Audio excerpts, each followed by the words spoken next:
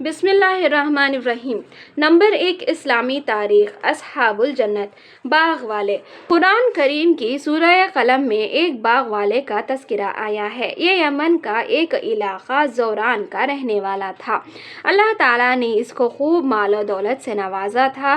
اس کے پاس ایک بہت ہی بڑا باغ تھا۔ اپنی پیداوار کا بڑا حصہ غریبوں اور مسکینوں پر خرچ کیا کرتا تھا۔ اپنے گھر والوں کا سالانہ خرچ نکال کر باقی مال اللہ تعالیٰ کی راہ میں صدقہ کر دیا کرتا تھا۔ جب اس نیک آدمی کا انتقال ہو گیا تو اس کے لڑکوں نے کہا کہ ہمارا باپ تو بہت بے وقوف تھا کہ اپنی دولت غریبوں پر لٹا دیتا تھا۔ ہم ایسا نہیں کریں گے اور بالکل اندھیرے میں پھل توڑنے باغ میں جائیں گے تاکہ کوئی ضرورت مند آ کر ہم کو تنگ نہ کر سکے۔ ابھی انہوں نے یہ فیصلہ کیا ہی تھا کہ اللہ تعالیٰ نے ان کے باغ اور کھیتیوں کو تیز اور گرم ہوا کے ذریعے رات ہی میں جلا کر راکھ کر دیا۔ جب ان لوگوں نے وہاں پہنچ کر باغ اور کھیتی کی یہ حالت دیکھی تو افسوس کرتے رہ گئے اور اپنے برے فیصلے پر بہت شرمندہ ہوئے۔ بلا شبہ غریبوں اور مسکینوں کا حق نہ دینے والوں اور خدا کی راہ میں خرچ نہ کرنے والوں کے ساتھ اللہ تعالیٰ کا ایسا ہی معاملہ ہوا کرتا ہے۔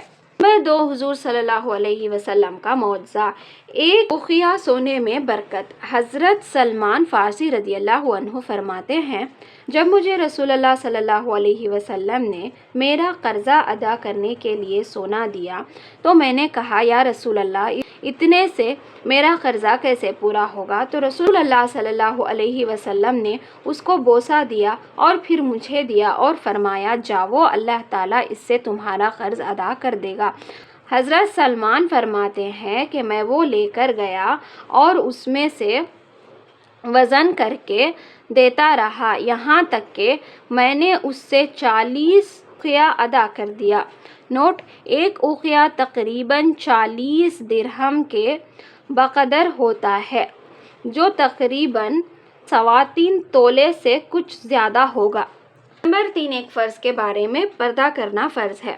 قرآن میں اللہ تعالیٰ فرماتا ہے، اے عورتوں تم اپنے گھروں میں ٹھہری رہا کرو اور دور جاہلیت کی طرح بے پردہ مت پھرو۔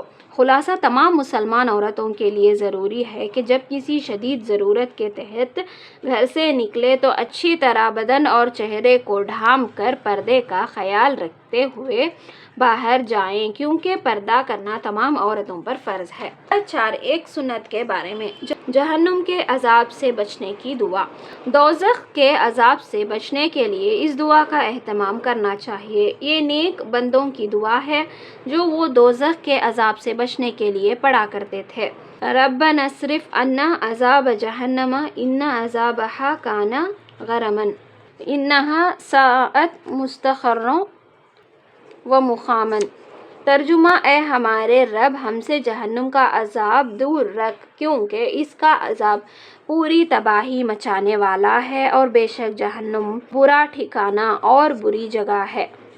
نمبر 5، ایک اہم عمل کی فضیلت، آنکھوں کی بینائی چلے جانے پر صبر کرنا۔ رسول اللہ صلی اللہ علیہ وسلم نے فرمایا، اللہ تعالیٰ فرماتا ہے جب میں اپنے کسی بندے کو اس کی 2 محبوب چیزوں کی آزمائش میں ڈالتا ہوں اور وہ صبر کرتا ہے تو میں ان 2 محبوب چیزوں کے بدلے اسے جنت عطا کرتا ہوں۔ 2 محبوب چیزوں سے مراد دونوں آنکھیں ہیں۔ نمبر 6، ایک گناہ کے بارے میں، مرتد کی سزا جہنم ہے۔ قرآن میں اللہ تعالیٰ فرماتا ہے، یقیناً جو لوگ ایمان لائے پھر کافر ہو گئے، پھر ایمان لائے پھر کافر ہو گئے، پھر اپنے کفر میں بڑھتے ہی چلے گئے تو ایسے لوگوں کو اللہ تعالیٰ ہرگز نہیں بخشے گا اور ان کو سیدھی راہ بھی نہیں دکھائے گا۔ نمبر 7، دنیا کے بارے میں، دنیا ہی کو اپنا مقصد بنانے والے۔ قرآن میں اللہ تعالیٰ فرماتا ہے، آپ ایسے شخص سے اپنا خیال ہٹا لیجئے جو ہماری نصیحت سے منہ موڑ لے اور دنیاوی زندگی کے علاوہ اس کا کوئی مقصد نہ ہو۔ ان لوگوں کے علم کی پہنچ یہیں تک ہے، یعنی وہ لوگ صرف اسی دنیا کی چیزوں کے بارے میں جانتے ہیں اور اسی دنیا ہی کو مقصد بنا رکھا ہے۔ نمبر 8، آخرت کے بارے میں، کم عذاب والا دوزخی۔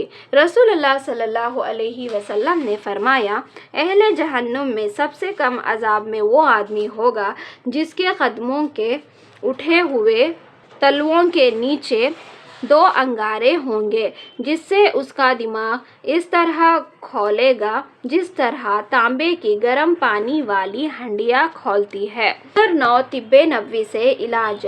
زمزم کے فوائد۔ حضرت ابن عباس رضی اللہ عنہ نے زمزم کے بارے میں فرمایا، یہ ایک مکمل خوراک بھی ہے اور بیماریوں کے لیے شفا بخش بھی ہے۔ نمبر 10، نبی صلی اللہ علیہ وسلم کی نصیحت۔ رسول اللہ صلی اللہ علیہ وسلم نے فرمایا، مال خرچ کرو اور مال کو ذخیرہ نہ کرو، ورنہ اللہ تعالیٰ تم سے رزق کو روک لے گا، اور لوگوں سے مال کو روک کر نہ رکھو، ورنہ اللہ تعالیٰ تم سے رزق کو روک لے گا۔